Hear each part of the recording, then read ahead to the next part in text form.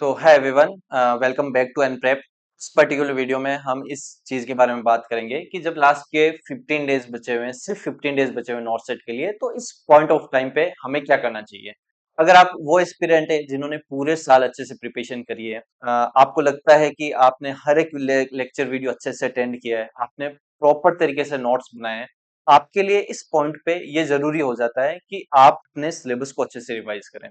आप अपने सिलेबस को अच्छे से रिवाइज करें, प्रीवियस ईयर के क्वेश्चंस पेपर कीजिए, आप मॉक टेस्ट दीजिए, जितना आप हो सके उतना मॉक टेस्ट दीजिए। मैंने अपने प्रीवियस वीडियोस में ये बात कर रखी है कि जो आपका नोट सेट होने वाला है वो आपका ऐसा नहीं होना चाहिए कि आप फर्स्ट टाइम पे कोई टेस्ट दे रहे हो। आपके लिए नोट सेट ऐसा होना चाहिए कि आपके लिए 50वां 60वां नोट सेट होना चाहिए। कहने का मतलब सिंपल ये है कि आप 50 से 60 या जितना मैक्सिमम हो सके उतना मैक्सिमम मॉक टेस्ट प्रैक्टिस करेंगे, जिससे क्या होगा कि आपकी प्रैक्टिस इतनी हो जाएगी कि आपको जो एक्चुअल नोट सेट होगा वो नोट सेट की तरह लगेगा ही नहीं, वो आपको आपके मॉक टेस्ट की तरह ही लगेगा। तो उसमें परफॉर्मेंस आपकी और बेटर होती जाएगी। और नेक्स्ट थिंग इज कि अगर आपने इस पॉइंट ऑफ टाइम तक रिवीजन नोट्स नहीं बनाए अपने, रिवीजन नोट्स के ऊपर मैं इसलिए स्ट्रेस दे रहा हूँ कि इस पॉइंट ऑफ टाइम पे जब ये 15 दिन बचे हैं, ये आपके डिसाइडिंग डेज हैं। ये डिसाइड करेंगे कि आपका सिलेक्शन होगा या नहीं होगा, या सिलेक्शन कितनी अच्छी रैंक के साथ होता है। ये होता है ना कि पूरे साल हमने अपने अच्छे से प्रिपरेशन करी है, लेकिन लास्ट के 10-15 दिन में हमें ये पता ही नहीं लगता कि हम क्या करें, तो स्ट्रेस में हमारे 10-15 दिन निकल जाता है, तो उसके चक्कर में अच्छी खासी जो पूरे साल हमने मेहनत की है वो बिगड़ जाती है। इस पॉइंट ऑफ टाइम पे ये जरूरी है कि आप शॉर्ट नोट्स बनाओ, अपने रिवीजन के साथ ही शॉर्ट नोट्स बना सकते हो। कैसे शॉर्ट नोट्स बनाने हैं, इसके लिए मैंने अलग से सेपरेट से एक बहुत ही डिटेल में वीडियो बनाया है।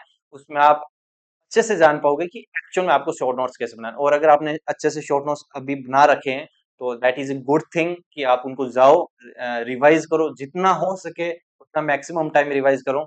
वो कहते हैं ना कि रिवीजन भी एक तरीके का मिथ है। मिथ होने का मतलब ये है कि ऐसा नहीं है कि हमें रिवीजन बहुत मल्टीपल टाइम्स करना होता है। अगर आप इफेक्टिव रिवीजन करो तो आपके लिए 2-4 रिवीजन ही बेटर होते हैं। जब मैं प्रिपरेशन कर रहा था तो एक्चुअल में जो मैंने मेन नोट्स का अपना रिवीजन किया था वो 2 से 3 बार ही कर पाया था मैं, ठीक है। और उसके बाद मैंने शॉर्ट नोट्स बना लिए थे, उन शॉर्ट नोट्स को मैंने 2-3 बार और पढ़ लिया था, तो उतना रिवीजन मुझे इनफ लगा अपने नोट सेट को क्रैक करने के लिए। और मेरी रैंक भी अच्छी खासी आई थी। तो मैं आपको यही सजेस्ट करूंगा कि आप रिवीजन नोट्स बनाएं। और आप अगर उस कैटेगरी के पर्सन है जिसमें आपको लगता है कि आपने बहुत ही कम प्रिपरेशन करी है, या फिर आप जॉब करते हैं, आपको इतना टाइम नहीं मिल पाता है, या फिर अभी अभी आपने सोचा है कि मैं प्रिपरेशन स्टार्ट करता हूँ या करती हूँ, जब नॉर्सेट की डेट आई थी और आपने अभी तक ज्यादा कुछ पढ़ा नहीं है, बहुत कम आपने पढ़ा है, तो मैं यही सजेस्ट करूंगा कि आप पूरा सिलेबस कवर ना करके इस पॉइंट ऑफ टाइम पे रैपिड रिवीजन के सेक्शन पे जाइए। रैपिड रिवीजन को बहुत ही ब्यूटीफुल तरीके से क्यूरेट किया गया है। उसमें हमने ये स्ट्रेस किया है कि उसमें हाई यील्ड टॉपिक्स सिर्फ टच हो और उसमें से मैक्सिमम क्वेश्चंस आए, तो आप जाके रैपिड रिवीजन के सेक्शन को पढ़िए। प्लस उसके साथ बहुत इंपॉर्टेंट हो जाते हैं प्रीवियस ईयर के क्वेश्चंस पेपर। आप जाइए प्रीवियस ईयर के क्वेश्चंस पेपर पढ़िए और उसके साथ कंबाइन कीजिए आप क्यू बैंक को, मॉक टेस्ट को। क्योंकि क्यू बैंक मॉक टेस्ट आप जितना अच्छे से, जितना मैक्सिमम प्रैक्टिस करेंगे इस पॉइंट ऑफ टाइम पे, उतनी आपकी प्रोबेबिलिटी बढ़ेगी सिलेक्शन के लिए। और इस पॉइंट ऑफ टाइम पे मैं यही सजेस्ट करूंगा कि यूट्यूब पे जाके लंबे लंबे वीडियोस प्लीज मत देखिए। वो बहुत बहुत बहुत बड़े टाइम वेस्ट होते हैं। आपको लग सकता है कि वो आपको एग्जाम क्रैक करने में हेल्प करेंगे, वो आपके लिए बिल्कुल भी नहीं है इस पॉइंट ऑफ टाइम पे। वो स्टूडेंट वो पर्टिकुलर वीडियोस उन स्टूडेंट्स के लिए होते हैं जो 4-4 5-5 घंटे के वीडियोस होते हैं ना, वो पर्टिकुलर उन स्टूडेंट्स के लिए होते हैं जिनके पास स्पेयर टाइम होता है, यानी कि खाली टाइम पड़ा होता है बहुत सारा, और उनके पास एक्स्ट्रा टाइम होता है पढ़ने के लिए, या फिर ये होता है ना कि अपनी मेन प्रिपरेशन तो कर ही रहे हैं, उसके साथ उनको ये लेटे लेटे 2x पे वीडियो चला लिया, बस ऐसे रैंडम देख रहे हैं, तो वो उनके लिए, ये आपके लिए नहीं है। तो प्लीज प्लीज प्लीज इस पॉइंट ऑफ टाइम पे जाके वो वीडियोस मत देखना, उन पे टाइम वेस्ट मत करना।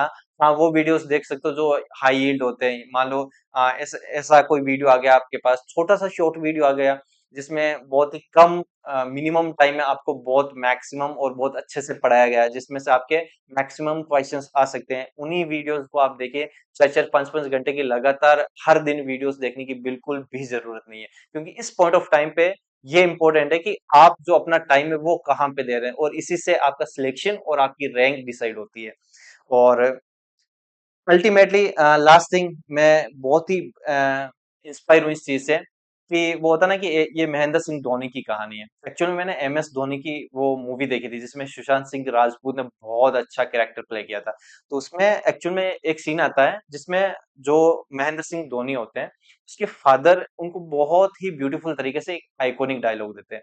वो ये होता है कि शायद उस टाइम पे महेंद्र सिंह धोनी 10th के बोर्ड के एग्जाम होते हैं या एग्जैक्टली मुझे याद नहीं है। तो उसमें क्या होता है वो अपने पापा के पास जाते हैं कि पापा पापा मुझे ना क्रिकेट खेलने जाना है, मेरा क्रिकेट का मैच है आज। और तो उसके पापा पूछते हैं कि कल तुम्हारे बोर्ड के एग्जाम है। तो वो बोलता है कि पापा पापा पर मेरा बहुत मन कर रहा है, मुझे क्रिकेट का मैच भी खेलना है। तो उनके पापा ने ज्यादा सोचा नहीं और उनको बोल दिया कि ठीक है बेटा, कोई प्रॉब्लम नहीं है, आप जाओ अच्छे से, है ना, क्रिकेट मैच खेलो।